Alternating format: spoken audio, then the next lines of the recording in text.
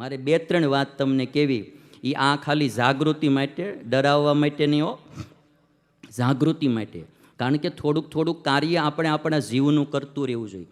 એક પેન્ટર હતો ને, તો એણે પછી એક પેઇન્ટિંગ બનાવેલું, 8x8નું કેનવાસ લીધું ને આમ એક નાળિયેરી બનાવી એક બાજુથી, એની ઉપર એક પક્ષી દોર્યું અને બાકીનું આખું કેનવાસ ખાલી રાખ્યું. એટલે કોઈ એના મિત્રએ પૂછ્યું, તારું પેઇન્ટિંગ પૂરું થઈ ગયું? તો કે હા. તો પછી કે તારે એક ખાલી નાળિયેરી દોરવી હતી, તો આટલું મોટું કેનવાસ શું કરવા લીધું અને આટલું આ ખાલી શું કરવા રાખ્યું? તો કે નાળિયેરી ઉપર એક પક્ષી બનાવ્યું છે ને, એ પક્ષીને ઉડવા માટે જગ્યા ખાલી રાખી છે કે.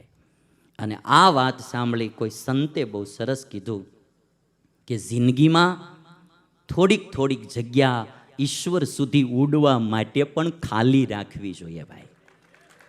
બધી જગ્યા પેક ન કરી દેવાય નકરી, આ લોકના બળ કરવામાં ઓલામાં. થોડીક જગ્યા જિંદગીની રોજ માટે કલાક 2 કલાક ઈશ્વર સુધી પહોંચવા માટે, ઉડવા માટે ખાલી રાખવી જોઈએ.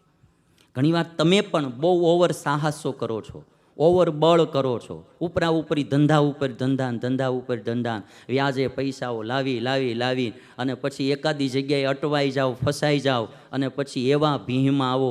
રાતે તમે ચૂરમું ખાતા હો ને તો ખબર નથી રહેતી કે મેં હું ખાધું. આવા ટેન્શન આવે છે. આટલું બધું ઓવર ખોટું ન કરવું. અહીંયા ક્યાં કોઈને ભેગું ખણીને જવાનું છે? મોટી કંપનીઓ વાળા તે કંપનીઓ મૂકીને ગયા છે ભાઈ. એ કોઈ ભેગી લઈને નથી ગયા. અટાણે જ્યાં જન્મા છે ને તે એ અટાણે પાછા નોકરી જ ગોતતા હશે ક્યાંક.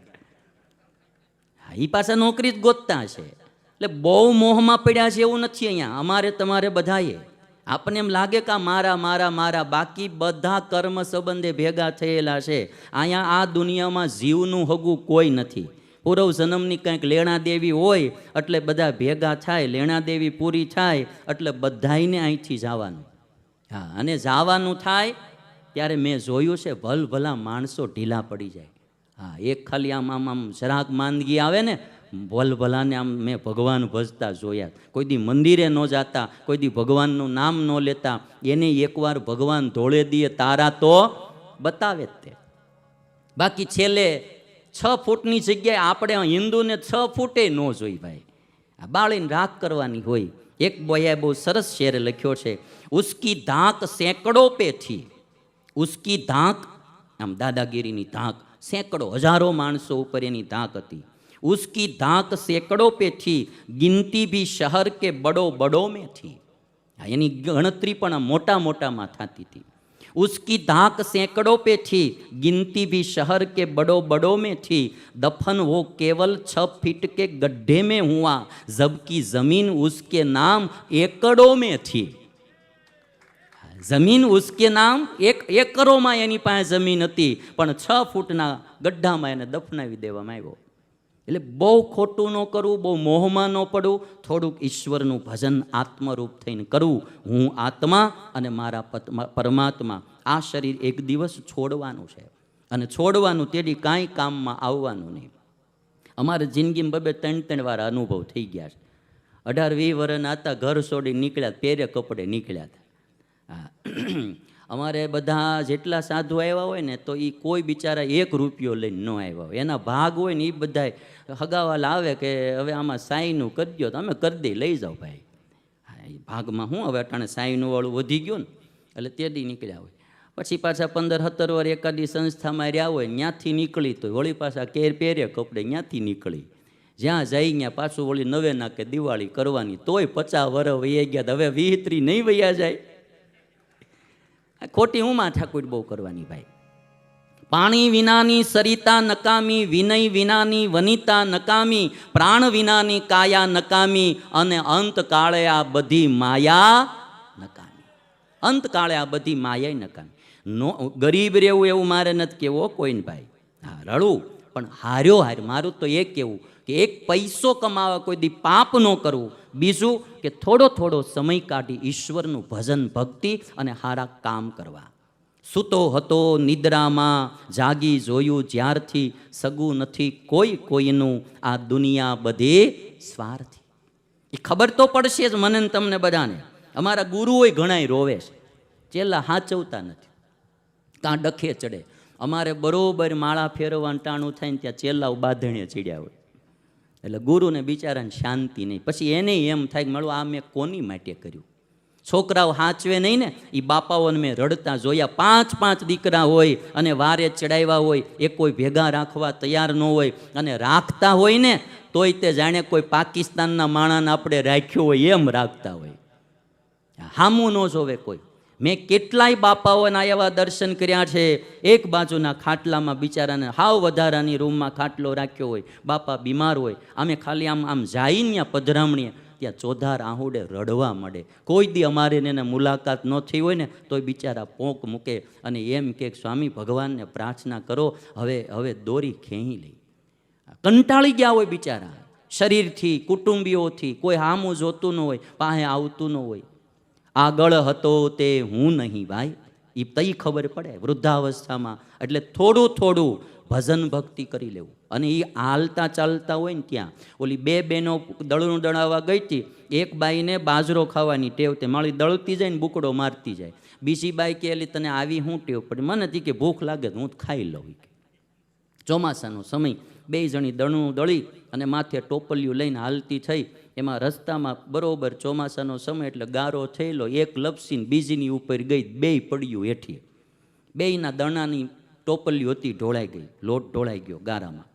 હવે પેલી હતી ને જે બુકડા મારતી હતી, ઈવડી માળી ઊભી દાંત કાઢે. એટલે બીજી કે 2નો લોટ ઢોળાઈ ગયો છે ને તને દાંત છે ને આવે છે?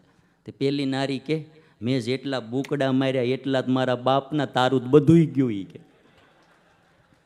દળતા દળતા જેટલા બુકડા માર્યા એટલા જ મારે રહ્યા, તાર જ બધુંય ગયું. એમાં સમજાય તમને વાત ભાઈ? સારા દિવસો હોય ત્યારે ભજન ભક્તિના સત્કર્મના બુકડા મારી લેવા, કાલ સવારે બધું ઢોળાતા વાર નહીં લાગે ભાઈ. આ બહુ પાકી વાત છે. ક્રેઝ ઉપર હોય જ્યારે આમ પીચ ઉપર લાગે એટલા ચોકા છક્કા મારી લેવાય, ક્યારે દાંડિયું ઉડી જાય કંઈ નક્કી નહીં. ઘણા છે ને ઠગુક કરવામાં રહે, નો રનિંગ થાય નો કાંઈ થાય. અમુક બધાને દાજ ચડે કે આવડો આઉટ થાય થારું. આપણે 1-2 ખેલાડી છે, મને હજી દાજ ચડે, ગમે ત્યારે મળે એક તો જીકવી જોઈએ આને. નકરા રન જ બગાડ્યા કરે, રન આમ દડા જ બગાડ્યા કરે.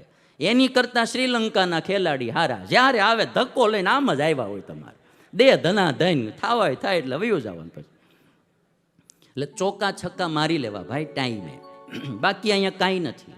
મરનારની ચિતા ઉપર ચાહનાર કોઈ ચડતું નથી. મરનારની ચિતા ઉપર ચાહનાર કોઈ ચડતું નથી. કહે છે મરી જઈશ પણ પાછળથી કોઈ મરતું, એમ કે તમારા વિના હું મરી જઈશ પણ પાછળથી કોઈ મરતું નથી. મરનારની ચિતા ઉપર ચાહનાર કોઈ ચડતું નથી. કહે છે મરી જઈશ પણ પાછળથી કોઈ મરતું નથી. અરે જુએ છે આગને બળતી, આગમાં કોઈ પડતું નથી. આગને તો શું, એની રાખને પણ કોઈ અડતું નથી. એની રાખને પણ કોઈ અડતું નથી. અને આકાશમાં ટમટમતા બધા તારા નથી હોતા. આકાશમાં ટમટમતા બધા તારા નથી હોતા. બધાય તારોડિયા ન હોય ભાઈ. હા, બધા એ કંઈક ગ્રહો જ ન હોય. આકાશમાં ટમટમતા બધા તારા નથી હોતા. સાગરના પાણી બધા ખારા નથી હોતા. બધાય સાગર ખારા ન હોય. આફ્રિકામાં બહુ મોટો સાગર છે, તમે જોશો 3 દેશનો આવરી લે એવડો મોટો સાગર, પણ મીઠું પાણી. આકાશમાં ટમટમતા બધા તારા નથી હોતા. સાગરના પાણી બધા ખારા નથી હોતા. મંદિર જનારા બધા સારા નથી હોતા. હા, બધાનું આમાં આવે ભાઈ. મંદિર જનારા બધા સારા નથી હોતા. જેને હું ચાહું છું એ બધા મારા નથી હોતા. જેને હું ચાહું છું એ બધા મારા નથી હોતા. એ ખબર ટાણે પડે ભાઈ, એ બધા મારા નથી હોતા. માટે થોડું પાછું વળી ઈશ્વરનું ભજન, હું આત્મા મારા પરમાત્મા, આ કરતું રહેવું જોઈએ. દેશ ફર્યો, વિદેશ ફર્યો, સમંદર આકાશ, હવે તો જીવતું પાછો ફર, નહીતર થાકી જઈશ.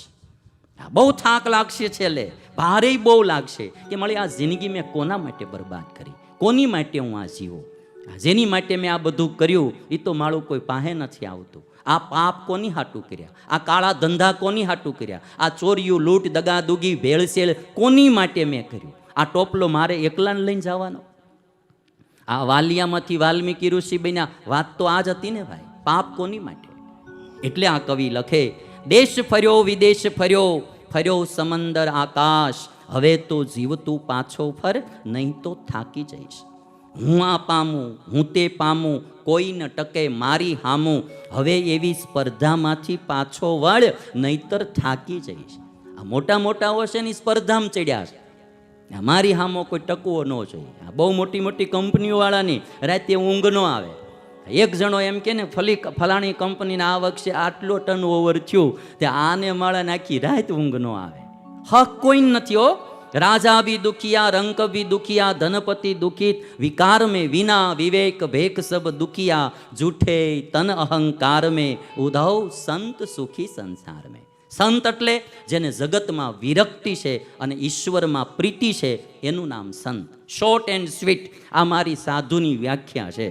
ભગવા પહેરવાથી કોઈ સાધુ થતો નથી, જટા રાખવાથી, ટકા રાખવાથી, દાઢીઓ વધારવાથી, ટીલા ટપકા કરવાથી કોઈ સાધુ થતો નથી. એ વેશ છે, જેને આ જગતમાં વિરક્તિ છે અને ઈશ્વરમાં ભક્તિ છે, એનું નામ સંત. અને એ જ સુખી આ સંસારમાં છે, બાકીના બધા દુખી. વિના વિવેક ભેખ સબ દુખિયા. અને કવિ બોલે, રાજા થયો ને ગુરુ થયો, થયો કલાકાર સારો, હવે તો જીવતું બ્રહ્મરૂપ થા, નહીતર થાકી જઈશ. સત્તા મેળવી, સંપત મેળવી, મેળવી માન મોટાય, હવે તો જીવતું પ્રભુ મેળવી લે, નહીતર થાકી જઈશ.